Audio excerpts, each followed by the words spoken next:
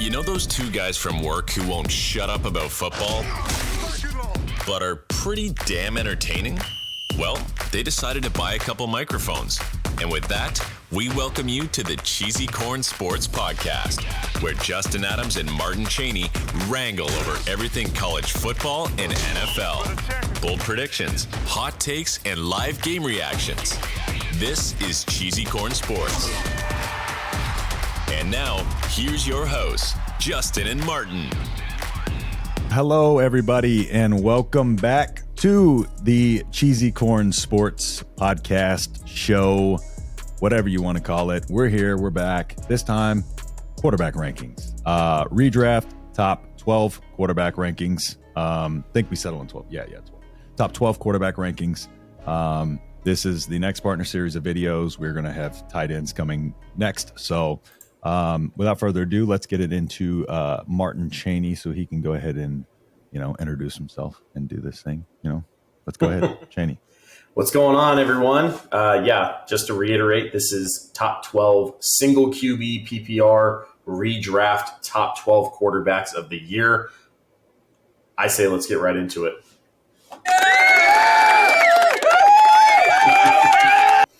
Agreed. All right. So, Cheney, I want you to go ahead and take it away with number 12, please. Okay. At number 12, I have Kirk Cousins. Just starting off right there at that kind of fringe QB1, QB2. Finishes QB6 last year, had a great year, 4,500 passing yards. Interceptions were a little high at 14. But that was tied for the second highest finish in his career. And there's really no knock that I have against Kirk Cousins outside of like the primetime, like showing up kind of thing. But that doesn't really do much for fantasy football. He has weapons just as much as he did last year, if not more. Take away Adam Thielen, put in a super young athletic rookie in Jordan Addison, take away an aging Dalvin Cook, take a Dalvin Jr. in Alexander Madison, who already knows the offense, and it's just a next man up mentality. I think Kirk Cousins in the final year of his contract is fringe QB1. Mr. 3.7 yards per carry. That Alexander Madison. All right, just checking. Wrong position video. Yeah, I know. All right, so my number 12, Tua Tagovailoa. Tagovailoa. I've been practicing. Viola. There it is. It's Viola. Got it. Okay, cool. I'm gonna shut up now. But I'm gonna keep talking. So me, kind of what I referenced on our wide receiver video. I think people are too low on Tua. Get the scrambled eggs situation in his brain. But Tua had one of the biggest performances we saw last year, very early on in the season.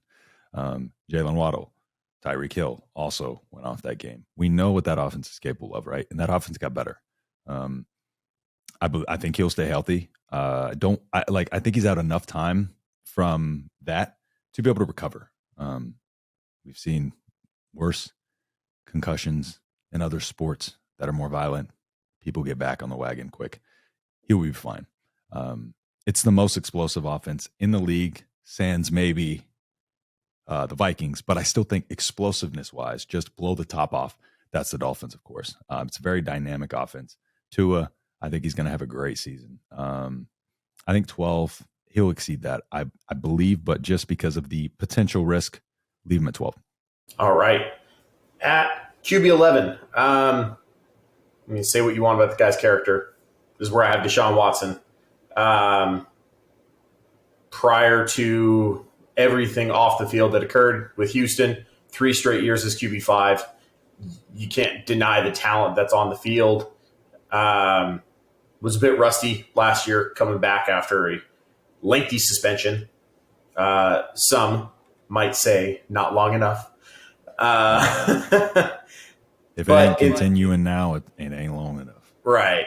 But last 2 weeks of the season, he seemed to start to finally get it going through 3 touchdowns week 17, through 2 more week 18. Those were the only games of the year where he had multiple touchdowns.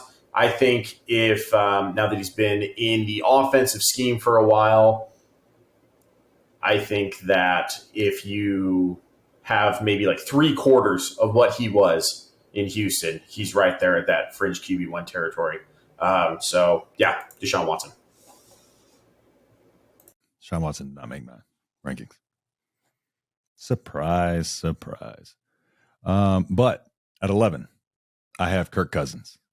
My first note is give me all the Cousins shares because his ADP is 107.2. Scored 6 more points per game than 6 of the QBs being drafted ahead of him. Offense got better because Jordan Addison at wide receiver. Full season with TJ Hawkinson. And then question mark at running back. That's the biggest thing. But if there's a question mark at running back, that means air the ball out a little more. So Kirk Cousins, I'm high on him this year, more so than last year. And well, I wasn't high on him last year, but towards later in the season, of course, like we know what Kirk Cousins is, right? Kirk Cousins is going to go blow it up until he plays on primetime, and then he's going to shit the bed. But this year, I don't know what it is. I think this is going to be Kirk Cousins' biggest year. Mark my words. QB 11. Let's hear your 10. All right. QB 10. It felt weird to put him here, but I have Dak Prescott at 10. Looking at last year, played 12 games, threw 15 interceptions. That's what all the meme pages and all the the anti-Dallas Cowboy fans, myself included, love to run with and love to throw in the face of Dallas Cowboy fans. But even with the interceptions and 12 games, he finished as QB 18. I think, if you put that 4.5 games that he missed to bring those totals up to 16, 17 games played, the yardage does creep back up into the 3,500, almost 4,000 yard season. The touchdowns obviously would grow from 23 up. The biggest thing for me last year with Dak was that he only had 1 rushing touchdown. And what made him so dangerous those first couple of years with Dallas and Zeke was the fact that he had 5+ rushing touchdowns in the first 3 of his seasons. Then it kind of went down a little bit. And now the past couple of years, he's had 1 in both last year and 2021. So I'm hoping they kind of get back to, Dak kind of running a little bit, kind of scrambling a little bit ever since the ankle happened. I mean, who knows, right? But that's really where a lot of his underrated value came into play. Yeah, he's a little bit. I mean, we're very close on some of these guys so far. So my number 10, Aaron Rodgers. The first time, as you know, as a Packers fan, first time people thought he was done. What did he do? Won some MVPs, right? We're back in that situation again. My note is he's Aaron Rodgers, dude. Like, until he's out of the league, I'm probably not going to throw this guy out of any top 12 coming into the league or into the year, because Aaron Rodgers is tried and true. Some of these guys are just barely squeaking into my top 12. I would give him a place on there for as long as he's playing, especially in this offense. Like, I think he's going to do exceptionally well in this offense. Spread the ball out well when Brees is back. That thing is going to be rocking and rolling. Aaron Rodgers, his toes good. He's good. His mind's right. He's ready to rock and roll. He's out of Green Bay. Probably happier now. Sorry. Yeah, I expect a good year from Aaron Rodgers. I got him comfortably at 10. So let's get into your number 9. Yeah, before I get into my number 9, I just want to preface that I don't have Aaron Rodgers in my top 12 rankings. Trash. Partly probably because of the broken heart. My favorite player for close to 2 decades watching play. And, it's a shame everything went down the way it went down the past couple of years. But I do think Aaron Rodgers is a top 12 quarterback in the league. I just don't know if he's going to be a top 12 fantasy quarterback this year. I don't know what the Jets have planned for their offense type thing with Nathaniel Hackett back at offensive coordinator. And I don't know what that's going to look like. So Aaron Rodgers, dude. Yeah, I know. I get it. Refer to my bullet point. I get it. I think all of his supporting cast is going to be elevated in their specific performances, which of course will mean that he himself is also elevated.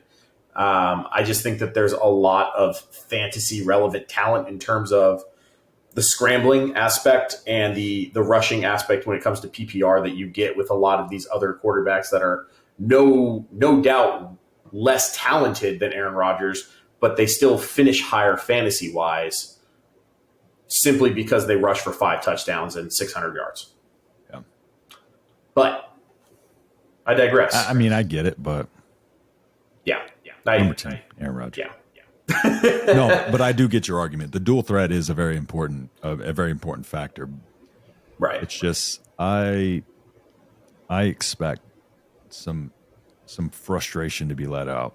Oh, sure, absolutely. Year, and it might get nasty. Yeah, absolutely. But at number 9, this is where I have Tua. You referenced the week 2 game last year, 40 points as it's one thing to score 40 points in fantasy, and it's great.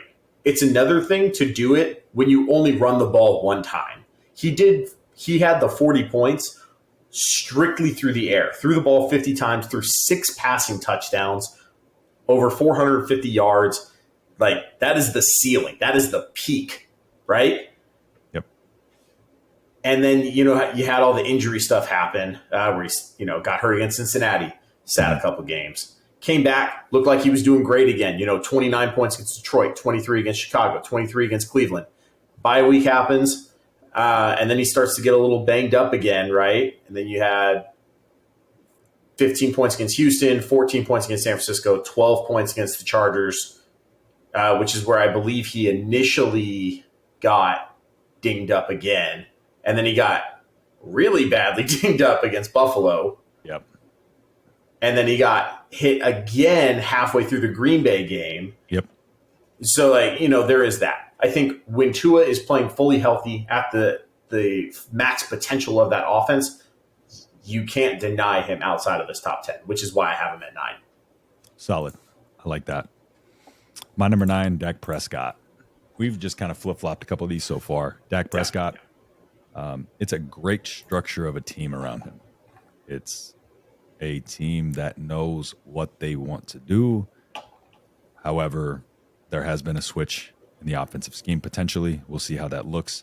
I don't see Dallas getting too far outside of their box of game control, getting the lead, holding the lead, controlling the game as the best of their ability. It's going to limit some of his upside, but it's also going to be the reason why sometimes late in the game he does get those extra rushing yards, rushing touchdowns and stuff like that, and hopefully he'll get more involved in that rushing game this year.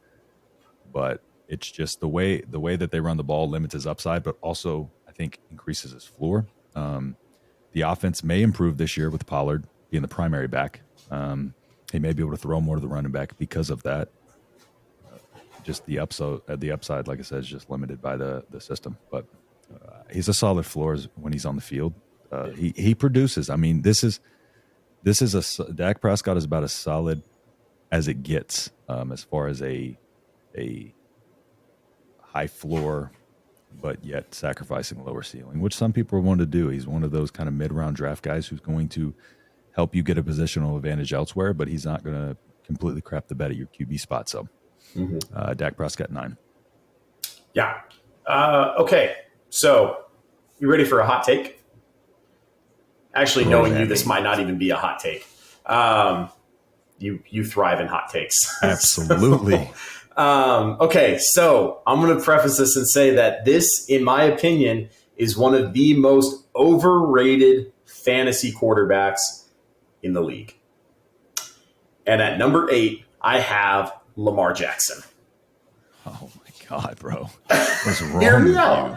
Hear me out. Oh, God. He's been kind of dinged up the past couple of years. Hasn't played more than 12 games since 2020.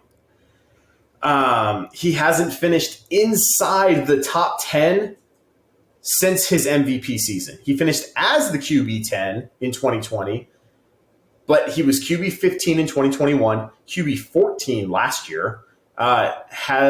had 16 touchdowns 2021 passing, 17 passing touchdowns 2022. The rushing touchdowns haven't been there. Again, only 2 rushing touchdowns in 21, 3 rushing touchdowns in 23. There's talk about their offensive coordinator wanting to become a more traditional offense. We touched on that, I think, in the running back video, where you got to let him do what he's known for. But if they don't, there's some real cause of concern for what the ceiling of his fantasy, or the floor, I'm sorry, for what his fantasy production is going to be. So the talent is there, yes. Statistically, in recent years, the production has not been. Yeah. That's interesting take. I don't agree. So we'll table that. Yeah. I'm so thrown up. Oh, yeah, we're on number 8. All right, my number 8, Justin Fields. Justin Fields only scored a cool 20.5 points per game last year, which would put him 4th amongst QBs. We have yet to see how he can operate in an offense with structure, though. That's what scares me. Last year was a lot of running, which we know is indicative of fantasy points. Right. But is he going to just continue the playground football backyard style, or will this kind of come together into an offense? Because unless there's a consistent offensive system, I fear that he's not going to give consistent points year to year, game to game. I do think last year people did not take that into account, more so just reacted to the numbers that he was putting up. But we'll see. He's a passer. Like people underestimate how well that man can pass. Just go look at the throws. Clemson, Ohio State in the college football playoff with a hurt rib cage. That man was launching some rockets on target. He is a very good thrower of the football. He just has not had a chance to show it in that terrible Bears system. So I have him at number 8. I think he can outperform this potentially. His rushing upside is immense. I put his rushing behind Lamar Jackson. So that's where I stand with Lamar. So Justin Fields, number 8. Let's hear your number 7. Just to clarify, you have his rushing talent behind Lamar? Or like his rushing – okay. I agree. I think Lamar is a better runner. I agree with that. I think Lamar is probably the most talented runner at the quarterback position in the NFL. 100%. I stand by my ranking. At QB7, I have Justin Fields. You and I are pretty much spot on with that. QB7 is where he ended last year. Statistically, it wasn't as bad as people, make it out to seem passing wise. Had 17 passing touchdowns. I mean, again, which is the same as Lamar Jackson. So it doesn't make sense to me if people want to discount Justin Fields and then hype up Lamar Jackson, right? Which is why I have them right next to each other. I do. Right. The rushing upside, like you said, is great. If they try to actually act like a real football team and hand the ball off to a running back, actually throw the ball here and there, make it try to look like an actual NFL team, I think those 160 rushing attempts are going to come down. There was a report on Fantasy Pros actually talking about how the Bears are working on teaching Justin Fields to be more selective as a runner for the upcoming year, which is going to be great for longevity for his career if it works out. Because there were some hits last year where I watched him go down, and even as a lifelong Chicago Bears hater, I worried for that man's health. And I'm going to continue to do so because, he did save my redraft season last year. I picked him up mid-season, right before all those 40-point games. And I think right here at QB7 is right there. The realm of possibility, though, if he does up the passing production, is massive upside to join the top 5.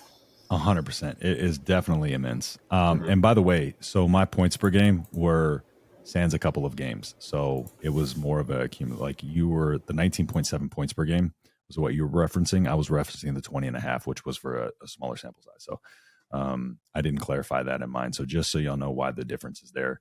Okay. So Coming up on my number 7, hot take, I don't know, Justin Herbert, number 7. I feel like I'm lower on him than most, but it's an efficiency thing, right? First off, before I get into those numbers, he has an aging receiving core and running back, Eckler, fractured rib and labrum tear preseason of 2022. So we had those things coming into the year. So we'll talk about his health. But what I wanted to mainly reference was the efficiency numbers. I know people are going to say for the injury last year. So we'll span 2022 and 2021. So according to Player Profiler, in his efficiency, yards per attempt, 25th. Adjusted yards per attempt, 15th. Air yards per attempt, 32nd. Fantasy points per dropback, 26th. Fantasy points per game, 15th. Expected fantasy points per game, 8th. So he actually underperformed in that regard because he got less than expected fantasy points per game. Accuracy rating, 24th. Deep ball completion percentage, 15th. Red zone completion percentage, 15th. Clean pocket completion percentage is 9th. And then we will go over to true passer rating, 7th. QBR, 11th. Expected points added, 13th. Production premium, 31st. And yards after catch per target, 15th. So efficiency is not there. Accuracy, advanced accuracy, number 29th in red zone. Deep ball, number 25. Under pressure, number 14. Clean pocket, number 28. Okay, well, that's 2022. Let's go to 2021. You may be saying the injuries. Okay, well, let's compare those same numbers there. True passer rating, 10th. QBR was 3rd. Production premium, 18th. Receiver target separation, 43rd. We can go up here into yards per target, 11th. Adjusted yards per target, 11th. Air yards per attempt, 16th. Fantasy points per dropback, 8th. Expected fantasy points per game, he actually outperformed that year, but the efficiency numbers still leave him number 15 in red zone, number 15 in deep ball, number 28 under pressure, number 7 clean pocket, number 8 deep ball catchable, number 25 pressured catchable, number 8 catchable pass rate. So he's not elite in any consistency in any of those efficiency numbers. So I don't necessarily get where the big hype comes from. I get he has the rushing upside. But to me, I just think Herbert's just a little bit overrated, all things considered. 7th feels comfortable based on my viewpoint on him playing the game and then looking at those advanced efficiency numbers. Those kind of really a little bit unexpected, I think. I didn't expect him to perform that bad in some of them, but some of them he did well. But it's just, like I said, there's no level of consistency there in efficiency. So until he can get a little bit better at that and stay a little bit healthier, probably won't move much higher than 7. Yeah, the initial reaction to having him at 7 is one thing. And then you start to think, like, you look at the stats that you're looking at.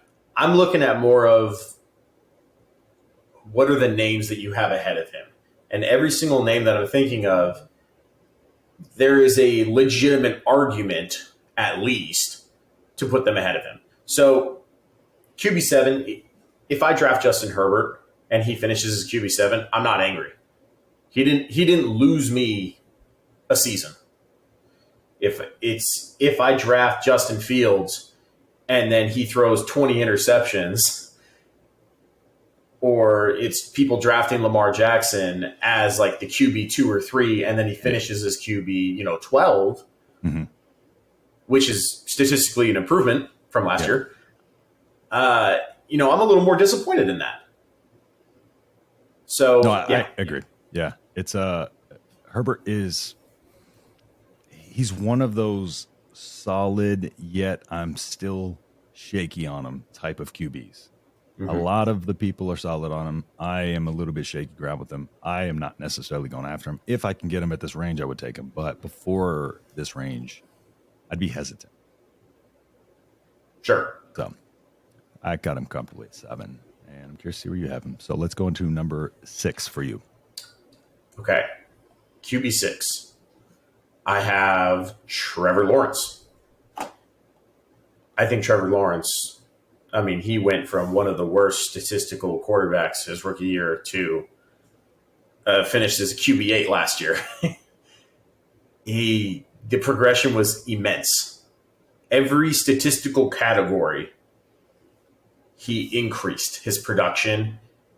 and lowered everything that was negative. Touchdowns from 12 to 25, yards from 3,600 to 4,100. Interceptions went down from 17 to 8. Rushing touchdowns from 2 to 5. It's all the progressions there. He's in that system again. He has the exact same offense plus Calvin Ridley. There is no reason for me to believe that Trevor Lawrence goes anywhere but up.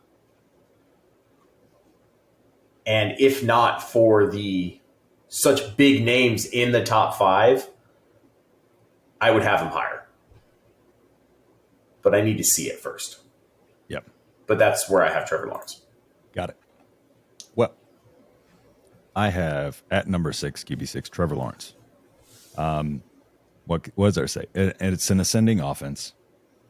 He still has a ton of room to grow and get better. Like, we're still just scratching the surface of what he was expected to be. Mm-hmm. He got a little year late start because his coach wanted to be in the bar hitting on some females and stuff and kicking his kicker on the practice field. I don't know.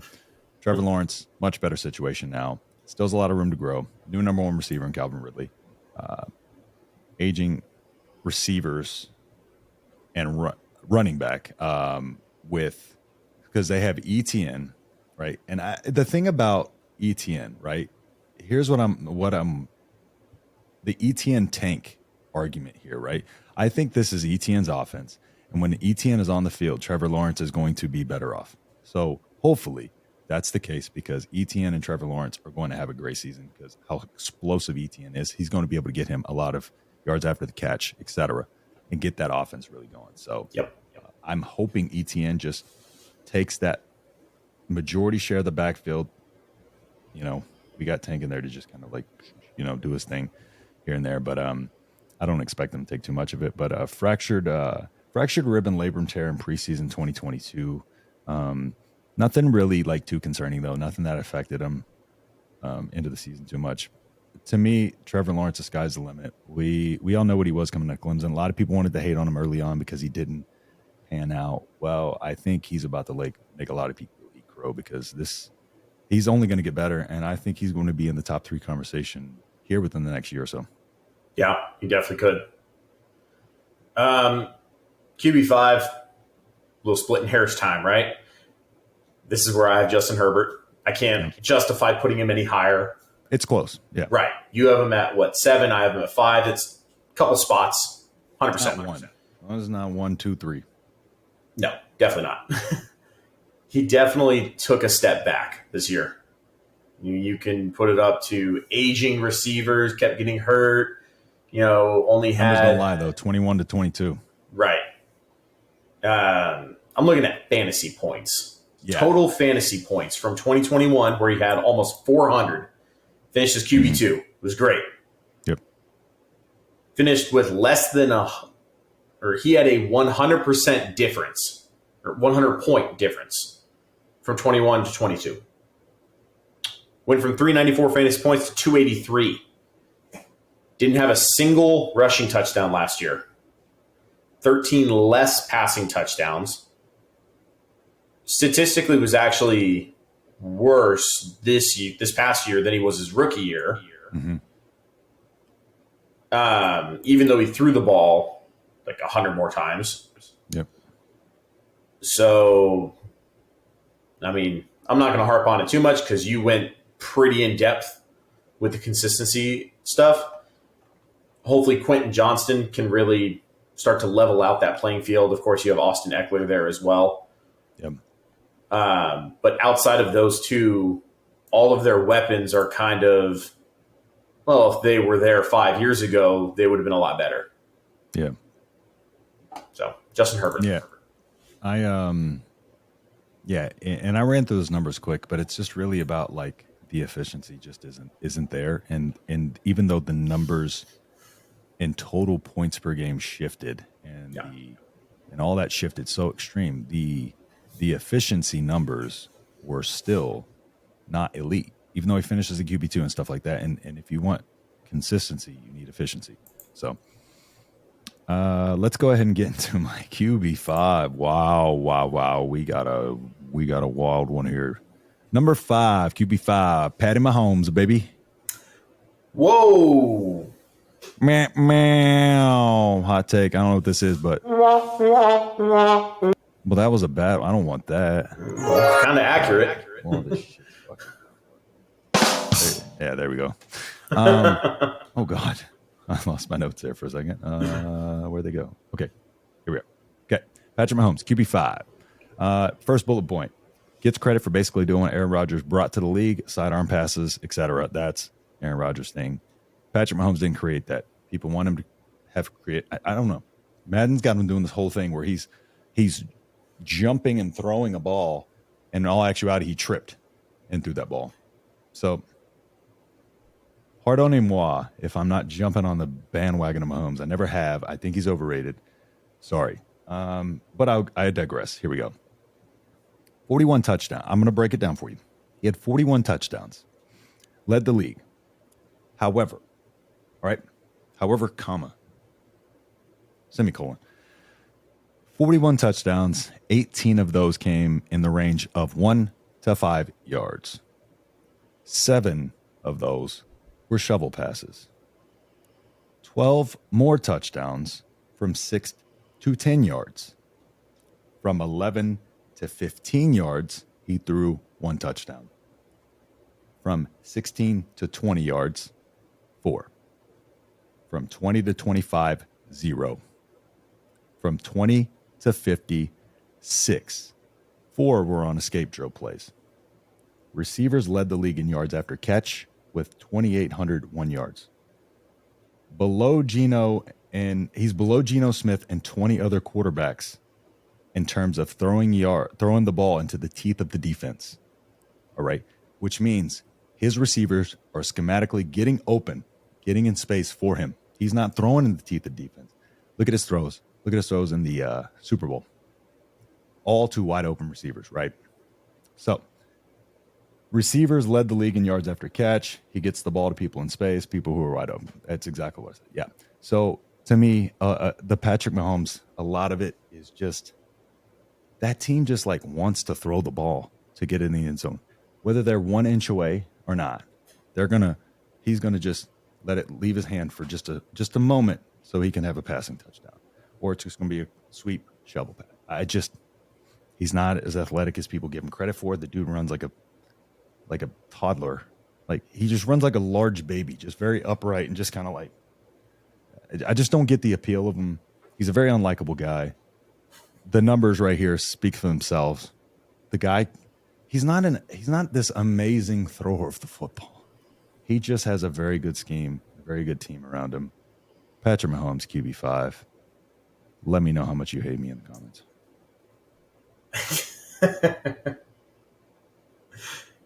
I feel like we could sit here and go back and forth on this for hours. I came ready for that one.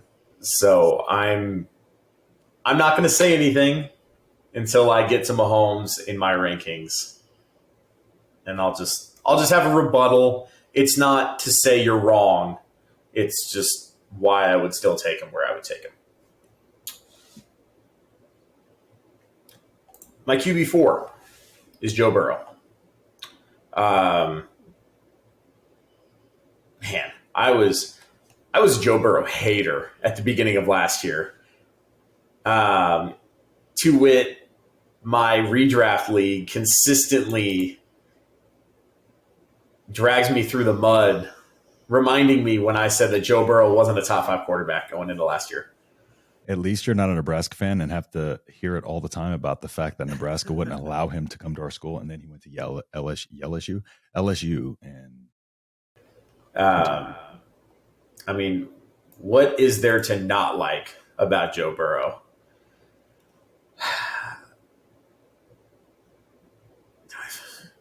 He is Joe Shiesty. I really don't know what to say. 2 consecutive seasons of 4,500 plus passing yards, 34 touchdowns. 2 seasons ago, 36 touchdowns. A year ago, 5 rushing touchdowns last year to match to surpass a career high. Finishes QB4 last year. The same offense this year. You still got T. Higgins, Jamar Chase, Tyler Boyd, which in my opinion is the best receiving room in the league. I know how you feel about Joe Mixon, but Joe Mixon still gets the job done out of that backfield. There's really nothing else to say. A lot to say there, huh? Joe Burrow, that is a very good position for him. Joe Burrow's coming up very soon. Right after Lamar Jackson, though. So, first note, MVP Lamar. Come out. My God, jeez. Sorry. Just ripped my headphones off my head. MVP Lamar coming back. 100% coming back. It's a Lamar revenge story this year. Listen, I know the numbers are the numbers. I see a pissed off Lamar Jackson. I see a very talented Lamar Jackson. People forget how talented he is. Just look at what he's had to work with. I mean, give me a break here. J.K. Dobbins at least will be fully healthy this year. Yep. Just Lamar has just been in a crap show. Like, if put Lamar on the Kansas City Chiefs and let me know what we come back with, and we're talking QB1 of all time probably. So, Lamar Jackson, the rushing upside, like I said, so important in fantasy. He does it better than anybody. I will take his rushing upside and put him at 4 every day of the week because I know that he can be a league winner. If you're able to get him at QB5, QB4, he has QB1 upside. Let's be honest. Lamar has QB1 upside every single year, every time he puts his feet down on that. He's got a new contract. He's ready to prove himself. I expect big things out of Lamar. MVP Lamar coming back. Write it down. Next. QB3, Mr. Madden Curse, Josh Allen. I don't like the way your rankings are going at this top party right now.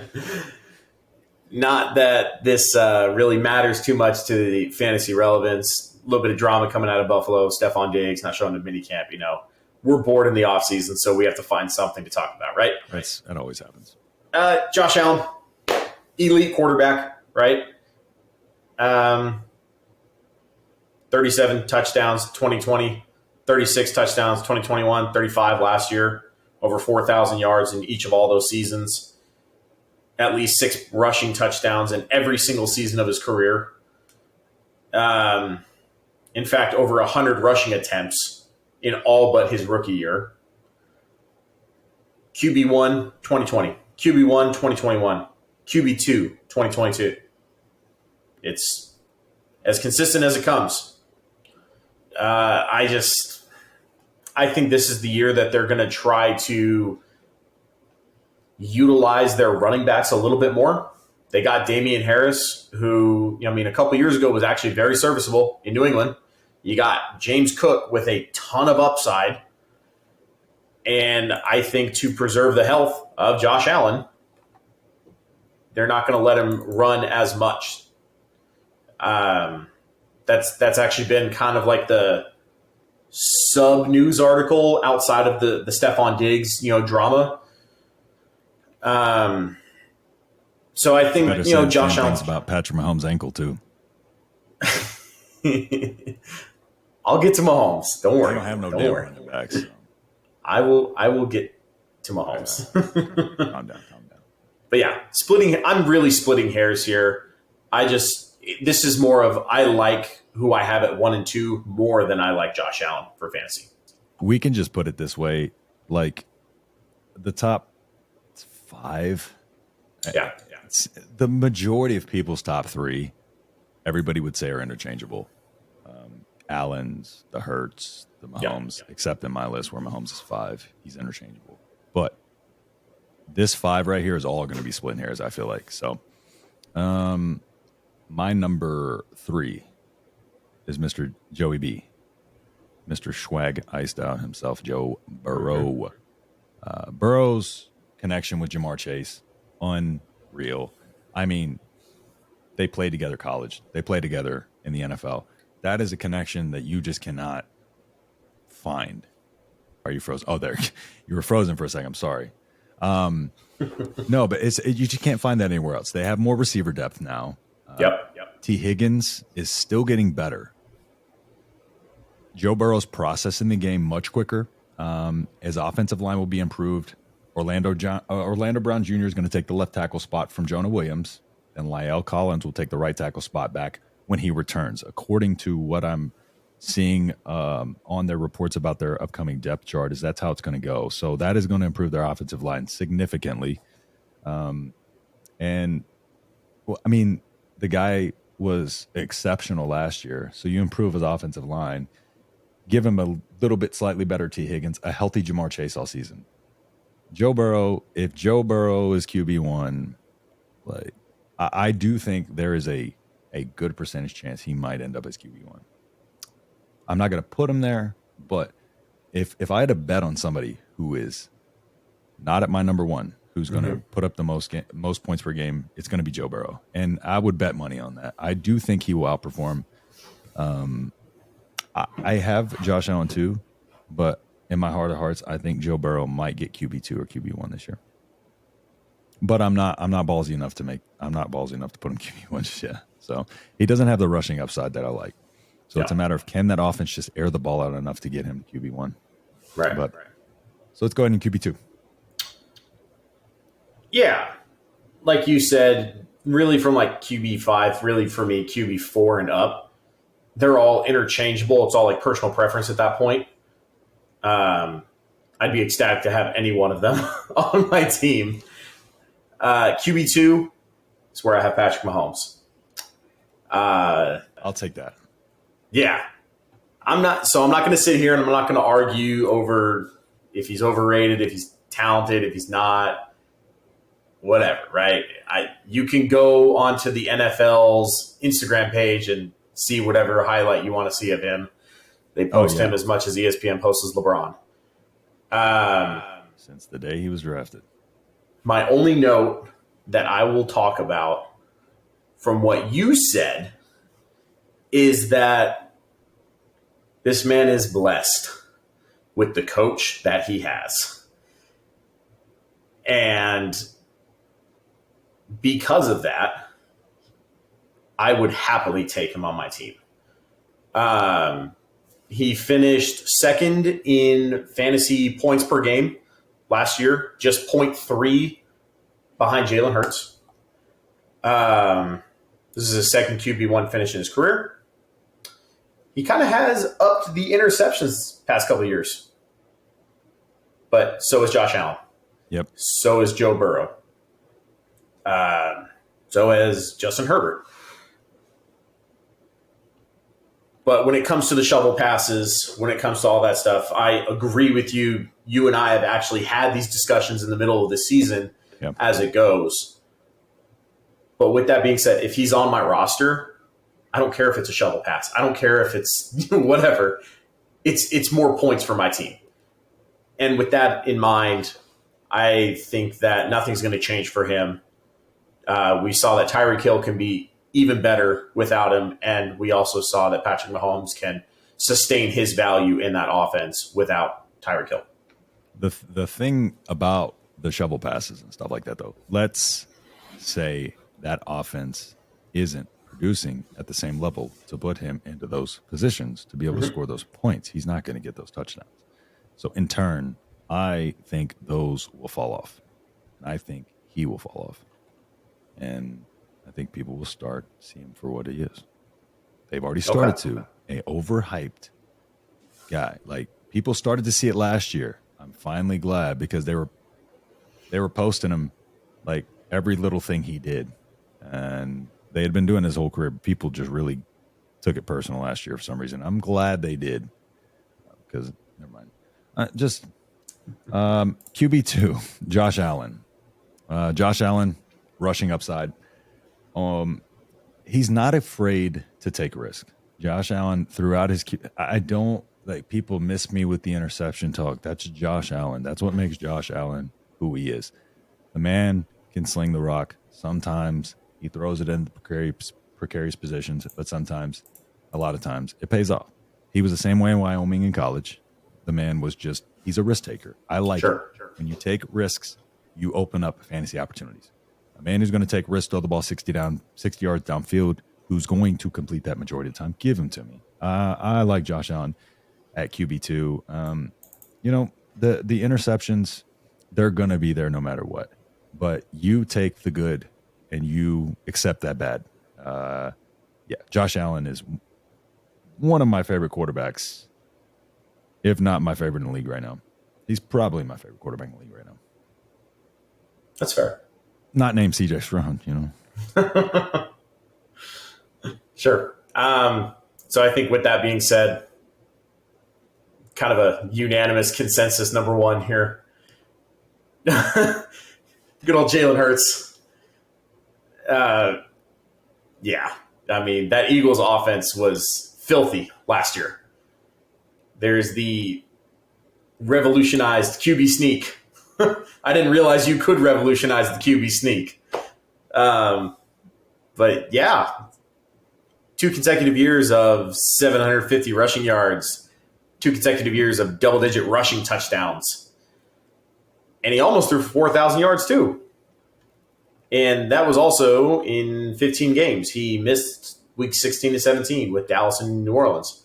Yep. Only 6 interceptions. I got no issues there. Only lost 2 fumbles last year. The NFC is the weakest it has been in I don't know how long. The tier drop off between the top NFC teams and the rest of them it's a free fall. Yeah. So I don't think Jalen Hurts falls off at all this year. He still has that great supporting cast. I mean, there's an argument to be made of who would you rather have at running back, right? Miles Sanders, DeAndre Swift. I don't know. That's not a conversation I really want to get involved in. But same person to me. Exactly. Right? Same thing with Rashad Penny and whoever else they had at running back. Yeah, exactly. Kenneth Gainwell, that was it. Yeah, Kenneth Gainwell. Right. But end of the day, Jalen Hurts averaged 25.6 a game last year. Yup. That's good. That leads the league. Very good. That's not just leading quarterbacks. That's leading the entire NFL. Yep. So, yeah. I guess Jalen Hurts. My notes on my number one, which is also Jalen Hurts. I cannot say. No. Jalen Hurts. I put little parentheses around him, bus proof. Yeah. My first bullet point, because this is what I do try to do. To split hairs with these guys, I do try to make a case for and against everybody in my rankings. First bullet point, try and make a case against them. The only thing I've heard is that the offense could take some steps back. Okay, make a case against Jalen Hurts. Because there's also a chance that offense takes many steps forward. Yeah. Average most points per game, like you said. Unlikely to regress. He's getting better. Miles Sanders is gone. That was double-digit touchdowns. Will probably be even more involved in the run game with Swift, in my opinion. I think there's an opportunity with Swift that they can make them to kind of Jalen Hurts has developed his passing, right? He's to a point where he is running that offense. Mm-hmm. Now they can add extra wrinkles to it. I feel like, get Swift involved with Hurts in a run game, almost like a speed option. Get creative. This offense is going to be so tough to stop next year, even without, they lost some coaches. I don't think they're going to miss a beat. I said in our receiver video about how I feel about Devontae and AJ. I mean, those two are Devontae's getting better. AJ is, I think we're at AJ's Brown's peak right now, but Devontae's getting better, and I think Devontae can surpass him potentially. So Jalen Hurts is just, give me Jalen Hurts whenever I can get him. Honestly, he's my dynasty QB for a reason. I'm going to attempt to get him this season, but he's probably going to be going too high. But if you do have a chance to get him high, get him, because what'd you say, 25 points per game? Yeah, it's ridiculous. Yeah, 25.6. Dude is going to be the QB1 next year. I know I gave Joe Burrow some percentages, but Jalen Hurts is one for a reason. He's going to be QB1, and I think he might outperform the 25 points per game last year. So, Yeah, so just one moment. I'm actually going to calculate this here because he had 9.5 week 18, which for some reason this is actually taking that into consideration. So hold on. That's not fair. Divided by how many games did he play? 14. 14. Well, he played in 15, but yeah, 14 minus that one. Well, so he had 384 total points. Yep. Subtract the 9.5 from week 18, and you have 374.5. Yep. Now take the 14 games that he played in week 1 through 15. 26.75 points. That's ridiculous. Per game. That's wild. Yeah. And he's getting better. And his offense he's getting better. Jalen Hurts, QB1, unanimous here. Hopefully becomes unanimous everywhere. Yeah, Jalen Hurts is that guy. So, all right. Well, that will do it for our top 12 QB 2023 rankings. So, if you liked the rankings, if you agree, I'm sure we might have a lot of disagreements. I know one in particular from my side. So if you disagree, leave a comment. Let us know your thoughts. Let us know where you think we could do better, improve, anything. Leave a like, comment, subscribe. I'm not going to keep y'all too long. Cheney, do you have anything before we send it to the outro? Nope. Thank you so much for checking out the video. Make sure to check out our other videos for other positions. We will continue to discuss our rankings and move them accordingly as we get closer to the season. Yep. So that'll do it for us on today's episode. I hope everybody has a great rest of your day on whatever day you're watching in this. And hopefully you can tune into our next whatever ranking video you haven't watched yet. So with that being said, peace. Thanks for checking out the Cheesy Corn Sports Podcast. Be sure to subscribe wherever you heard this podcast so you never miss an episode. For more information or to connect with Justin and Martin, check out Cheesy Corn Sports on Instagram, Facebook, and Twitter. We'll see you next time on Cheesy Corn Sports.